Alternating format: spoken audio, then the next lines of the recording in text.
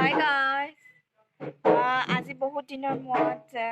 মোৰ ব্লগটো বনাইছোঁ যিহেতু মোৰ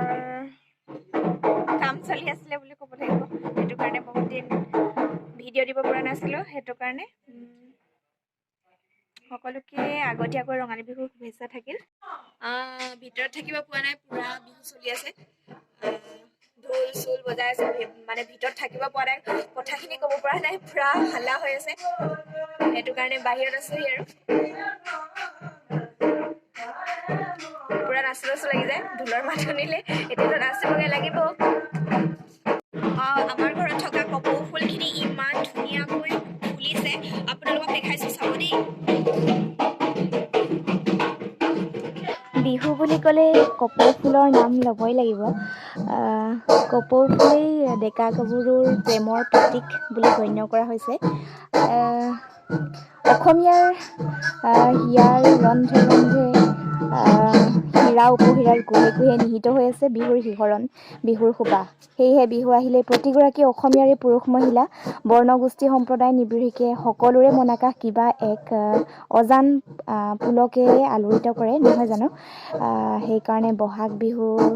বুলি ক'লে সকলোৰে মনত কিবা বেলেগ আনন্দৰ উৎফুল্লিত হৈ উঠে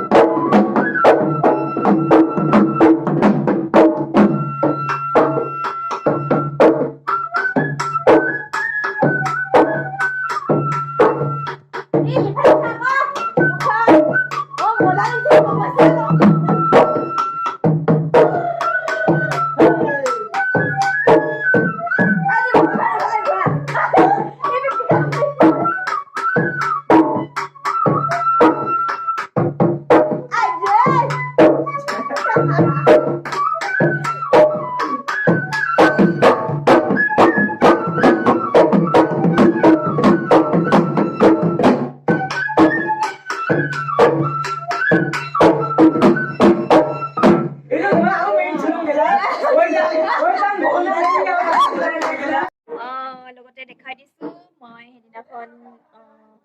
ফুল আনি মানে নতুনকৈ বটলত হেৰি কৰিছোঁ এইটো দেখাই দিছোঁ লগতে তলত হৈছে এইখিনি কিহৰ বটল আপোনালোকক নকওঁ যদি চিনি পাইছে তেন্তে ক'ব আৰু মই তেনেকৈ ষ্টাইল কৰি দিছোঁ এয়া এইখিনি তলতো আছে তেনেকৈ আৰু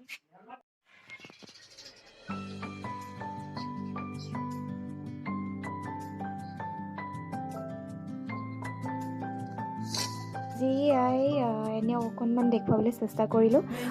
যদি ভিডিঅ'টো ভাল লাগে তেন্তে লাইক কৰিব শ্বেয়াৰ কৰিব আজিলৈ ইমানেই